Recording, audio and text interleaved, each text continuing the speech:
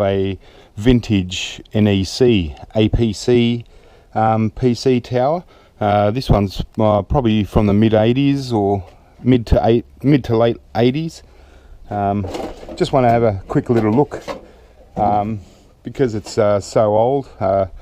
Thought I'd just have a little look and see the kind of things that they used to be able to scrap out of PCs.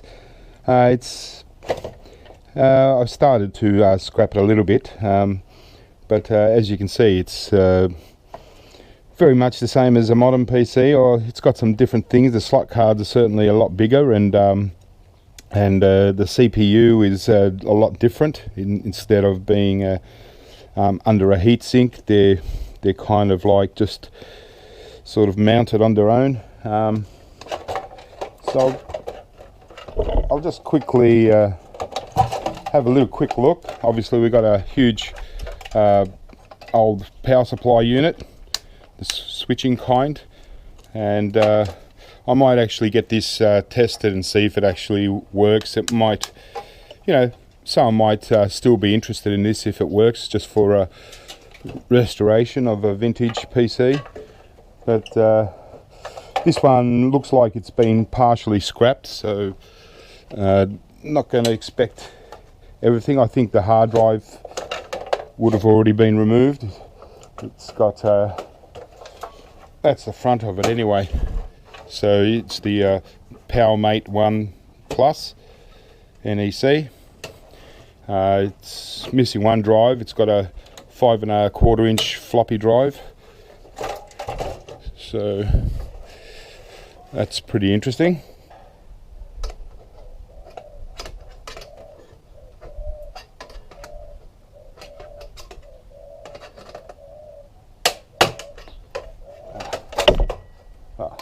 Well, there's one slot card. Just leave that there. Obviously have to get the front cover off.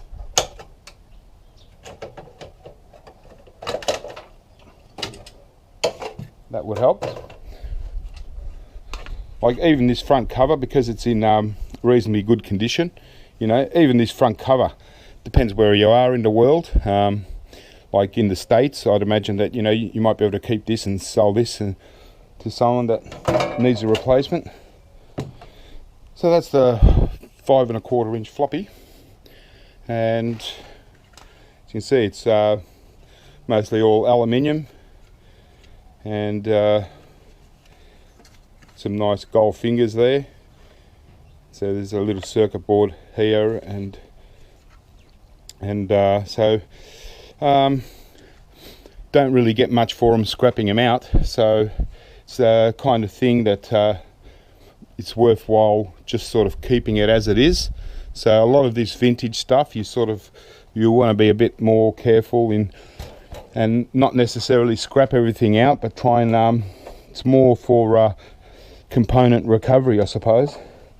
So that's one of the slot cards. This is obviously the VGA board, and it's the main chip here, the Paradise, the PVGA1A.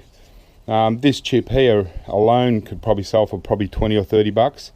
The board, well, I've seen the board sell for, well, I haven't seen it sell, I've seen them listed, this kind of board, for over 100 bucks, but you know, you've still got to sell it. If you've got an inventory on eBay and you don't mind waiting, you know, you can, just one of those things that if you have a way to test it, I don't really have a way to test it, so so I'll probably end up just I might keep it aside, but if I can't sell it, I'll probably just end up scrapping it. So we've got some nice little EPROMs here.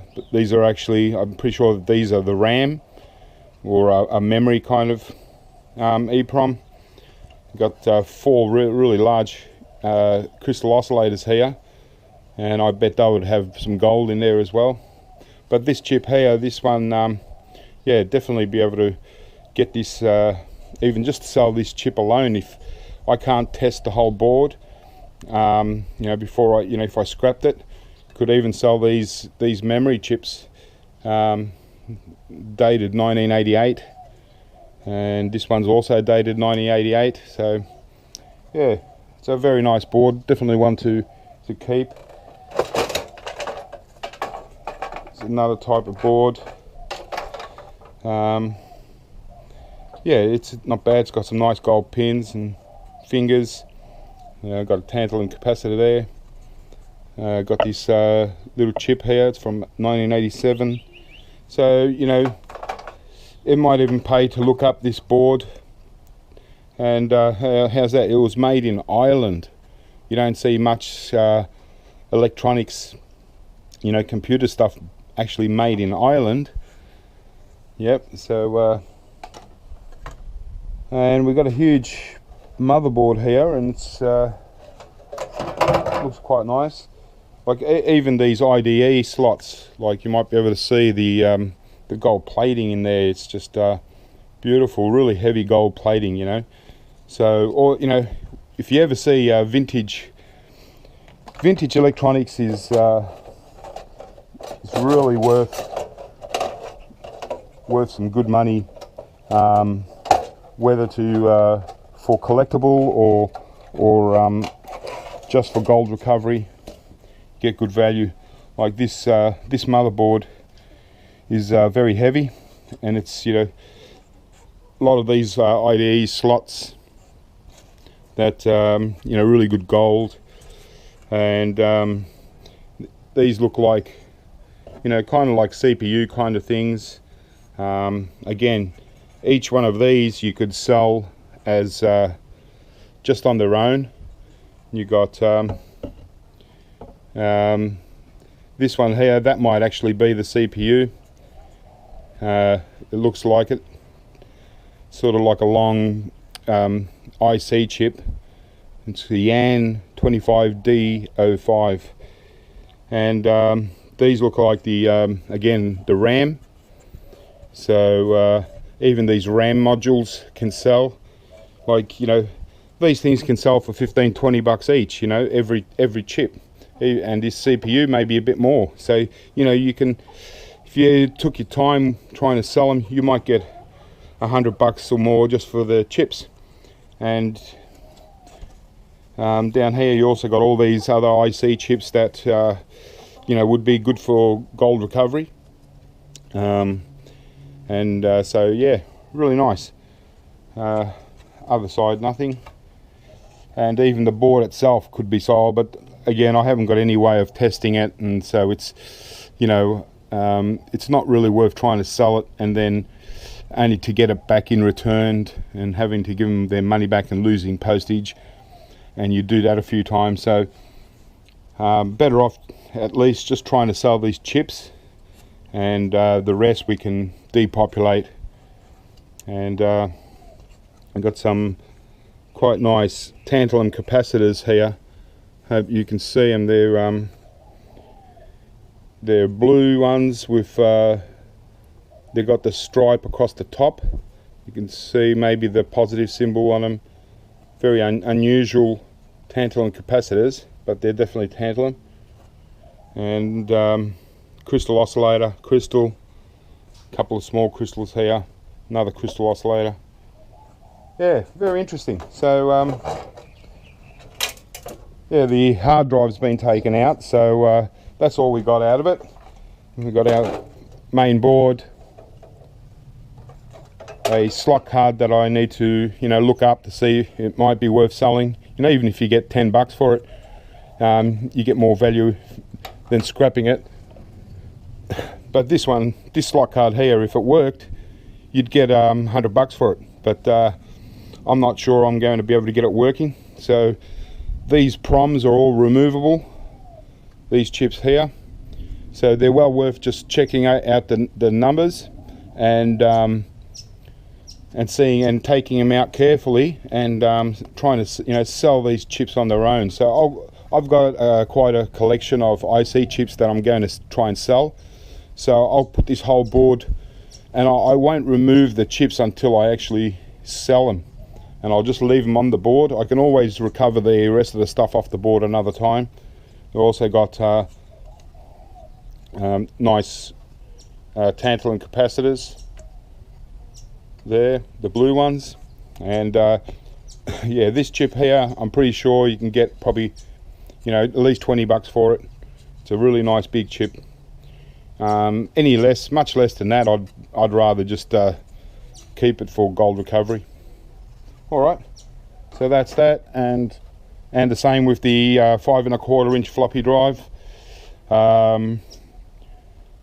Definitely worth trying to sell complete, you know, just to a collector, or if not, you know, you get a few bucks from the scrap out of it, but yeah, you certainly get a lot more by just trying to sell them as collectibles. And yeah, and as I said, even the front cover, because it's a vintage PC, you know, sometimes the front covers crack, people want a replacement cover. So, you know, if you're that kind of patient, you know, in keeping stuff, if you've got room, you know, it's well worth it. And even a power supply unit, if you can shouldn't be too hard to test this one out. Can just connect a plug. Because these vintage PCs are really slowing down now, you don't find them very often. I've slowed down in how I scrap them, and I really try and take note of what I've actually got, do a bit of research, and you'd be surprised at how much value you can get out of it.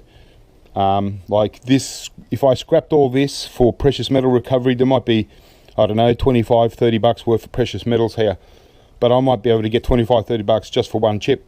So it's definitely well worth, with these vintage things, to part them out, and to you know, you can really get top dollar. All right, well, keep scrapping, guys, have fun, I'll catch you next time.